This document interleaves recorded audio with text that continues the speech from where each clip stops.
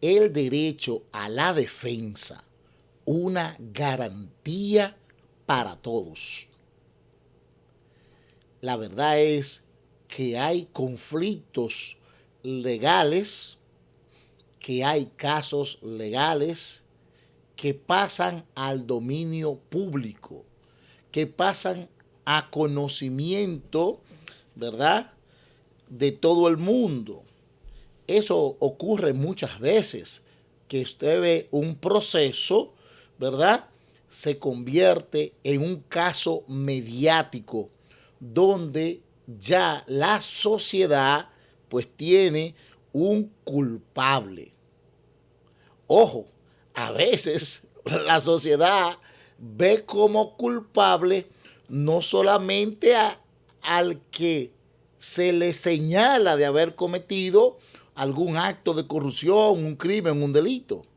A veces la sociedad también señala al abogado, a los abogados o a la oficina de abogados que representa a un imputado o a los imputados. Y se preguntan, ¿por qué lo defienden? La verdad es que en mi experiencia, conversando con distintos abogados y colegas, cada abogado tiene en su adentro, en su, ¿verdad?, en su alma, en su corazón, casos que no defienden. Hay muchos abogados que tienen casos que ellos no lo van a defender. Por ejemplo, un caso de divorcio. ¿Sabía usted que no todos los abogados hacen o llevan un proceso de divorcio? Y no tienen que ser cristianos, por si acaso. Es decir, hay abogados que como principio, por las razones que ellos entienden, no llevan un proceso de divorcio. Hay otros abogados que por cualquier razón ellos han decidido no llevar un caso sobre una violación. Y así sucesivamente. Hay abogados que no están interesados en llevar un proceso donde hay un accidente de tránsito. Hay otros abogados que no quieren asomarse por el derecho laboral, es decir, la defensa del trabajador o el empresario. No les interesa eso. Hay abogados que no les interesa para nada el derecho penal, sino que los de ellos es algunas áreas, óyeme bien, algunas áreas dentro del derecho civil. Hay otros abogados que viven como, diríamos, ¿verdad?, escondido o en la sombra. Y es porque están en el mundo de los negocios financieros, están en el derecho bancario. Entonces ellos no necesitan estar yendo a los tribunales, se mueven en esa zona, como yo digo. Ahora, cuando se trata de un hecho público, fíjese que es diferente. Cuando se trata de un hecho público, que no necesariamente el caso público es el que más va a representar dinero para un abogado. Fama, sí. Si todo sale bien, va a ganar fama y eso atrae clientes. Pero hay muchas áreas del derecho, muchísimas áreas, que honestamente, pues, el abogado obtiene mucho más dinero, nadie lo conoce, está como, perdóneme, quiero decirlo bajo la sombra, pero no en términos despectivos, sino tranquilo. Ellos están, hay abogados expertos en derecho migratorio para algunos países y ahí calladitos, no solamente Estados Unidos, hay abogados que se hacen expertos en la migración para países que usted no conoce. Y ahí ellos encuentran su nicho, como se dice en ahora hoy día. La justicia no está para construir cosas con emociones. La justicia no se construye con emociones. La justicia se construye con garantías. Esa es la verdad. Entonces, todos tenemos derecho natural a una defensa. Óigame bien, ante cualquier ley escrita existe ese principio básico en todas las partes del mundo. Todo ser humano tiene derecho a defenderse. Yo pongo un ejemplo sencillo y natural. Señores, cuando un ser humano se ve en peligro, pues lo lógico es, no se trata de un asunto de cobardía, sino que se aleje del peligro. Hay otros seres humanos que cuando están frente al peligro, ellos hacen una mirada rápida. ¿Qué tengo para defenderme? Hay algunos que se quedan de pie, pero es porque tienen herramientas para defenderse. Pero en derecho es diferente, ¿verdad? Sí tienen una serie de herramientas, ¿verdad? Abundante para la defensa. No se trata de proteger delitos, sino se trata de proteger al ser humano del abuso del poder. Eso quiere decir un derecho a la defensa, ¿verdad? El derecho a la defensa. Déjame ver cómo me protejo del abuso de poder, porque se hacen muchas cosas. Y esto quiero sustentarlo, aunque no me gusta mezclarlo, pero es sabiduría. Si miramos lo que Jesús dijo mientras caminaba en una de esas tardes, alguien interrumpe a Jesús y lo llama maestro bueno, maestro bueno. Y Jesús como que miró y dijo, maestro bueno, ¿quién yo? No, bueno solamente Dios.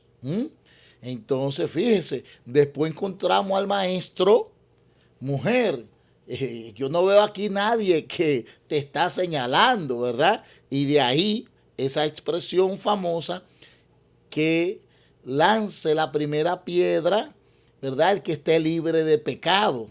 Entonces, fíjese, el abogado conoce eso. Una cosa son las leyes, una cosa es lo que está escrito, pero eso que es escrito está manejado ¿por quién? Por una persona. Y hay personas que son espectaculares, que son maravillosas, pero hay personas que tienen ciertas debilidades y no, tal vez no cumplan con lo que dice la ley o alteran lo que dice la ley o alteran los hechos, y eso es lo que un abogado va a cuestionar. El rol del abogado es defensa. El abogado no es un enemigo dentro de un proceso, no lo es, es todo lo contrario. El abogado nunca va a crear hechos, es decir, el abogado no crea, no es un creador de conflicto, no sale a la calle, vamos a poner a dos personas a pelear para luego yo defenderlo, o voy a proponerle a una pareja que se divorcie. El abogado no es generador de conflicto. El abogado no crea la ley, no inventa la ley.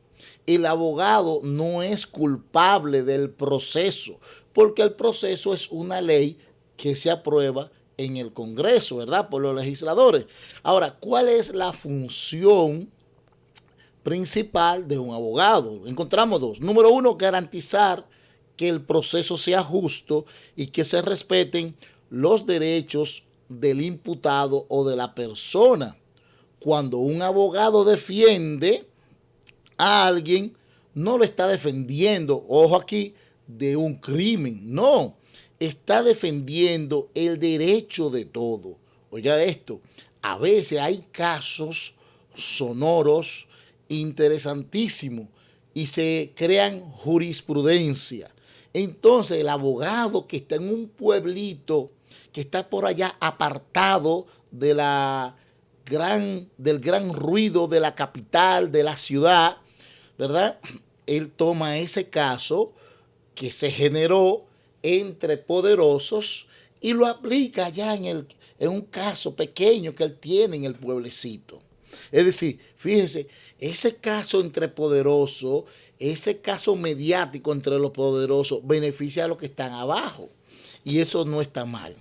Entonces, el proceso, o sea, la forma en que se llevan los casos, eso no es un capricho. Esas son cosas, normas que están escritas. Claro, el abogado la usa. Por ejemplo, los incidentes, los recursos o las apelaciones. Eso está escrito y el abogado utiliza todas esas herramientas para colaborar con su cliente.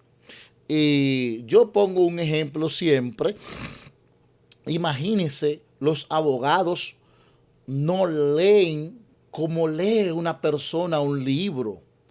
No, el abogado puede ser que se detenga una semana, óigame bien, solamente analizando una página. Oiga esto, solamente analizando la forma en que se escribió, cómo se escribió, dónde se escribió, quién la escribió, por qué la escribió, qué lo motivó. O sea, los abogados se hacen pregunta interior, entonces eso lleva un tiempo. Entonces, imagínense esos casos donde hay miles de páginas, porque el abogado hace esas preguntas. Otros casos que son complejos y difíciles de tratar son los casos de violación. En los periódicos dice lo siguiente: hombre viola una niña, hombre viola una mujer. Ese es el titular. Y la gente dice, pues, ya ustedes saben qué dice la gente, a ese hay que busquen la soga. ¿Ustedes me entienden? Sin embargo, el abogado no lo mira así. Cuando el caso llega al tribunal, señores, hay miles de preguntas que se van a hacer. Por ejemplo, ¿dónde ocurrió ese hecho? Si había más personas, si trasladó a la víctima, si dónde fue, cómo fue, qué ropa tenía la víctima, qué ropa tenía el imputado. Son muchos detalles muy fuertes, ¿verdad? Que cuál era el color de la ropa interior del imputado, el color de la ropa interior de la víctima, todo eso. ¿Qué utilizó? Si tenía un arma de fuego, si tenía una arma blanca, si simplemente era una amenaza, si le ofreció dinero. Es decir, son muchas cosas. ¿Cuál era la posición donde estaban? Hacia el este, hacia el sur, si había poca luz, si no había luz. La distancia del traslado. Todo, oigan, son de un solo caso, de ese solo caso, surgen miles de preguntas y los abogados se han preparado para eso. Pero ¿qué está mirando la gente? Que el abogado está defendiendo a un violador. Y entonces el abogado no lo ve así, los abogados no lo ven así, dicen, no, espérate, vamos a chequear a ver si era él o no era él, porque puede ser que ella esté confundida. ¿Usted me entiende? Claro, ojo, más adelante vamos a ver algo interesante sobre la víctima. Entonces, el proceso no es un capricho, son mecanismos para evitar errores, son filtros de la justicia. Mire, un solo error judicial puede destruir una vida para siempre. ¿Qué quiere decir esto? Señores, hay mucha literatura, hay muchas publicaciones de personas que, oiga esto, todo un pueblo, no dos personas, no, el pueblo estuvo convencido de que una persona cometió un delito, un crimen, un hecho. Oiga, el pueblo completo.